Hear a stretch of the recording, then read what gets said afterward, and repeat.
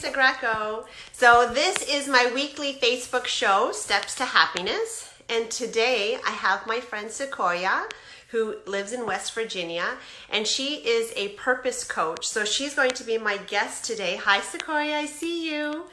She's going to be my guest today, and Sequoia is, as a purpose coach, is helping people to reach their full potential, and she's just adding in here, as well as living the life. Hi, Sequoia. Hi. Hi.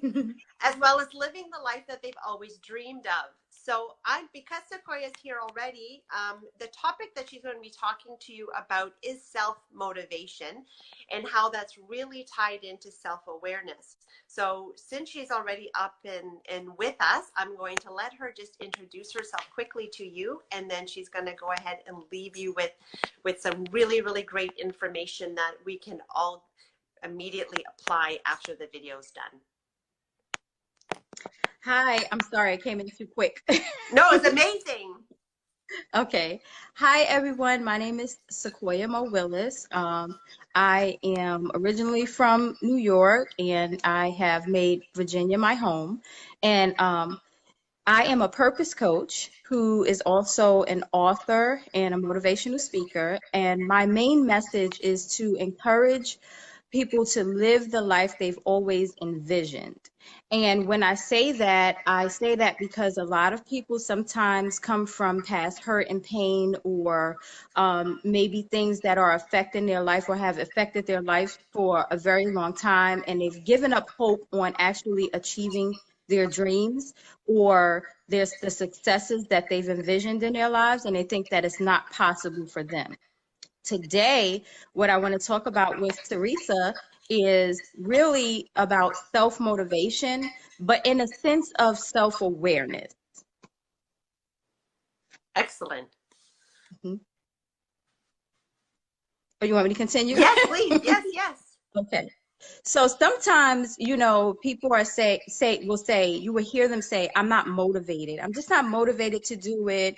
Or you can hear them talk themselves right out of a dream or a goal that they set, because either they don't have the people in their lives to support them in their journey to achieving or accomplishing those goals. And it could be a simple goal. It can be something like moving out and moving into their own apartment and getting away from their parents' house, or going back to school, starting a business, writing a book, or just even mentoring girls or boys or women or men. A lot of people talk themselves out of certain ideas and goals that they've always dreamed of. Some people you have a bunch of singers out there, you have a bunch of dancers, actors, writers, great parents, who just are simply afraid of moving forward because of their own thinking and because they base their lives off of what everyone else has said about how they should do things,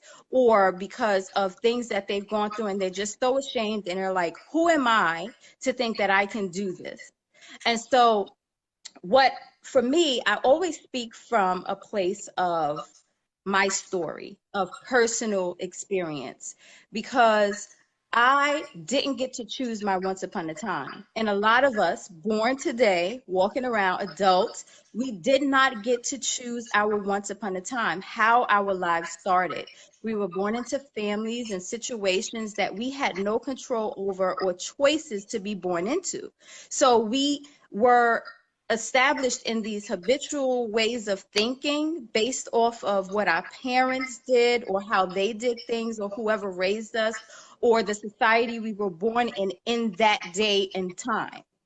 And we get caught up and stuck there.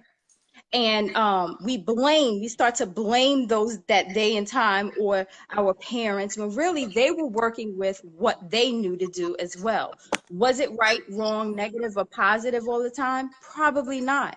But the fact of the matter is now that we are at a stage where we keep blaming that. And so what I did was, I'm a victim of child abuse, and I was in the foster care system. And there are a lot of people who I know who are also in the foster care system, or who are victims of domestic violence or child abuse or just bad luck. So people will say, and they just stop there and they're like, well, I can't do this because of that.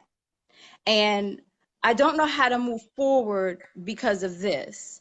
Or I don't have any support. My friends don't believe in me. My family, my mom says I'm a failure because I didn't become a doctor. Stuff like that. And we get caught up in that vision of what other people have over our lives that we stay stuck. And now it becomes an excuse. So I have a shirt line where I have the saying, the quote is, I don't make excuses, I make it happen. And I put that shirt line out. It's called my affirmation t-shirts because I want people to understand that you now have a choice and you now can create the life you want, and it starts with you. So immediately when you start saying, I would love to buy a house, and then then the thought comes into your mind, well, you don't have great credit, or no one in your family bought a house, or you don't know anybody else who bought a house, you don't make enough money. You have to remove that. It starts with you. You have to recognize the excuse first, because those excuses, not reasons. You going through abuse was a reason of someone else's bad judgment. But what you do now and is a choice or an excuse. So, you can choose to say, okay, immediately, that's an excuse that I made. Let me go and look up how I can buy a house. I might not have great credit yet, but I know that's a requirement. Let me find out what I need to do to get good credit. You have to start moving yourself in another direction. Mm-hmm. I love that. I So, feel like, and I totally agree with the self-awareness part, that when the thoughts start coming into our head that are those limiting beliefs, they are those things that keep us stuck living in the life that we have, is to recognize them first and then consciously, like you said, make a choice to change those yes. ideas and to choose to not have them limit your potential going forward. Yes, yes. Because we all have a choice. We have the power of choice. That's something that could never be robbed from us. Of course, when we're younger and we are living with our parents or our caregivers, or whatever our situation is at that time, we may have limited choice power. Mm-hmm. But when we become adults and when we are out on our own, it's difficult for people to understand that choice is a power and you can reclaim it back. So I might not be able to develop my once upon a time, but I can choose and create my happy ending or my forever after. And that's what I want people to understand. Again, that's what I do. I motivate people and I coach people to say, hey, listen, okay, so what are you going to do now? Now, what are you going to do? Because it's all up to you. And the key is recognizing those thoughts, because like my first book that I wrote, for instance, the first thing I said, the first thought, Teresa, that came to my mind was, I'm going to offend different people in my family, or, I've heard a lot of people say they were going to help me with certain things. I'm going to edit it for you. I'm going to do this, that, and other. But as soon as they got upset with me, they dropped out of it. So I could have said, I don't have anyone to help me. I don't know how to do this myself, and I'm just not going to publish it. But writing a book was one of my dreams. So what I did, I could have said, I don't have enough money to pay someone to do it, but what I did was, instead, I said, let me remove that thought of doubt. How can I do that? So the first thing you have to do is start getting around people, places, and things that are going to be inspiring and motivating you. Read about somebody else's story. Tyler Perry was one that really encouraged me, because he slept in his car and didn't have money to produce his plays, but he slept in his cars. He worked and used that money to reinvest into his plays, no matter how many times it failed or flopped. And he continued to do it and still reinvest it. He didn't have investors. He did this thing on his own. So when I started looking at other people and what they did to succeed despite their circumstances, I said, you know what? I need to do the same thing. Let me go and find out how to edit a book.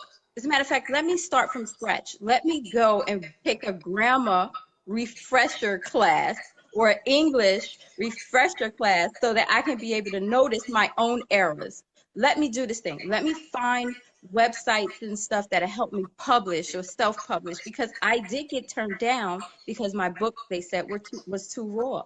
So let me go and find out, how do people self-publish? What's the self-publishing thing about? I went and taught myself, and that's the same thing you all can do. You don't have to settle for anyone else's excuses over your life. You just have to do the footwork. You say, I have a choice. What does that mean? How many choices do I have?